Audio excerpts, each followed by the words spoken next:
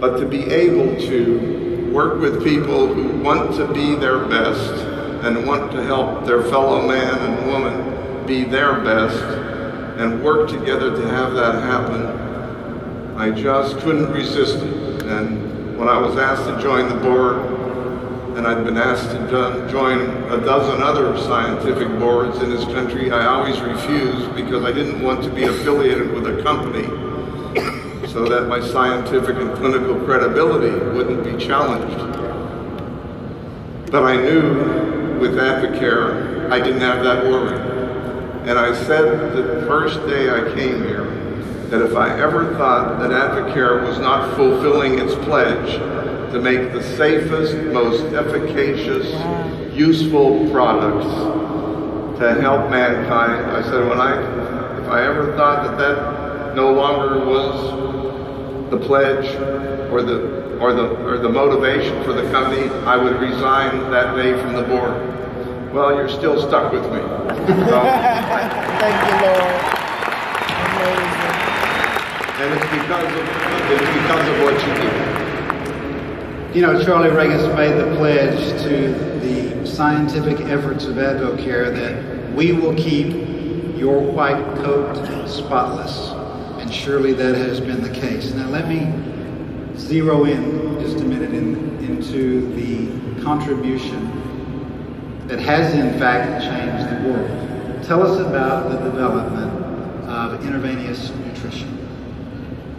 Well, the intravenous nutrition development was something that I backed into because I was so frustrated with operating and taking care of critically ill patients and having a fair number of them die. I was at the University of Pennsylvania. We very rarely got what we called virgin cases. We often got cases that other doctors tried in other hospitals, got into trouble, and then shipped them into the university. And that was our purpose in life. But even we, after doing what I thought was a good job in the operating room, we lost patients. And every time we lost one, a part of me died with them. And I really was about to quit surgery because, as Jack Parr used to say on The Tonight Show, the operation was a success, but the patient died. And people would laugh at that. It used to really offend me. I said, we have to do something about that. And when I talked to my boss about why these people were dying, he said they're starving to death because we can't feed them during a period of time when they're maximally stressed and all of their systems are not functioning optimally. And if we had some way to feed them, they would live. But they literally, organ by organ, system by system, would fail and they would die. I said, well, we have to be able to feed them by vein. And he said, well, a lot of people have tried for the last 300 years. He said, including me, meaning him. And he said, we've all failed. I said, well, Dr. Rhodes, I won't accept that. There has to be a way to do it. We just have to figure it out and get the technology and develop it. And that's where it started. And we picked a simple model, try to put all the nutrients you need together, just like we do here at Advocare with our supplements. Try to get everything we think is needed in the right proportions, and try to get little beagle puppies to grow. Nobody had ever done that in any animal species. So we got the puppies to grow for a year.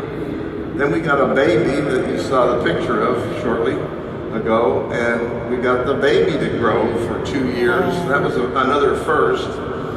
And after that, my life was just completely topsy-turvy. It's never been the same since then.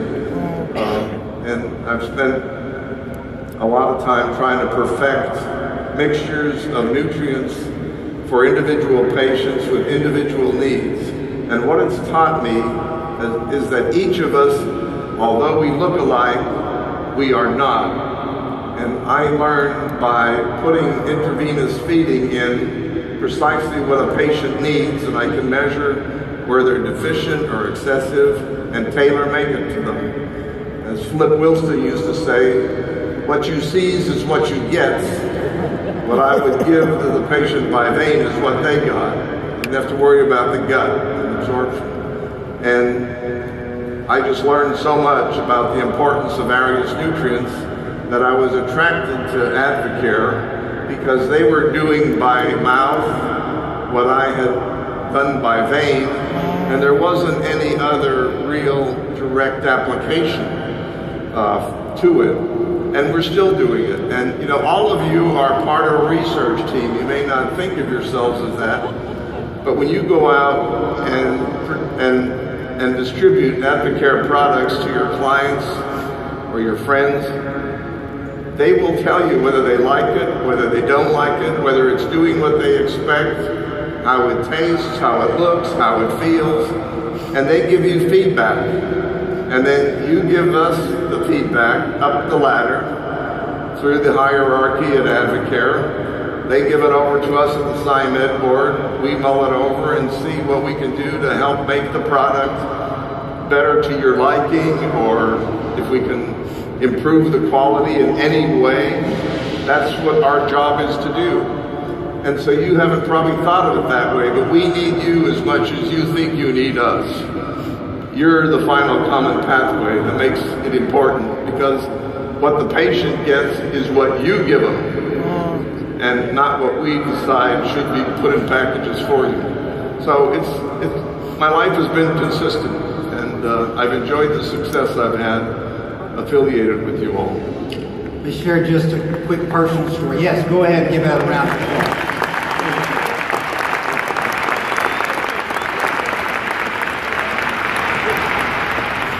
We'll go from one story to a much bigger picture here, Dr. Dudrick. We want to celebrate and honor the work and the commitment that you've made. But my wife and I and our oldest son, Aaron, and his wife, Kara, 8 years ago, when our grandson, Luke, was born, he was in an incredibly difficult situation. Wow. And for many days at Vanderbilt Hospital in Nashville, Tennessee, he was sustained by intravenous nutrition.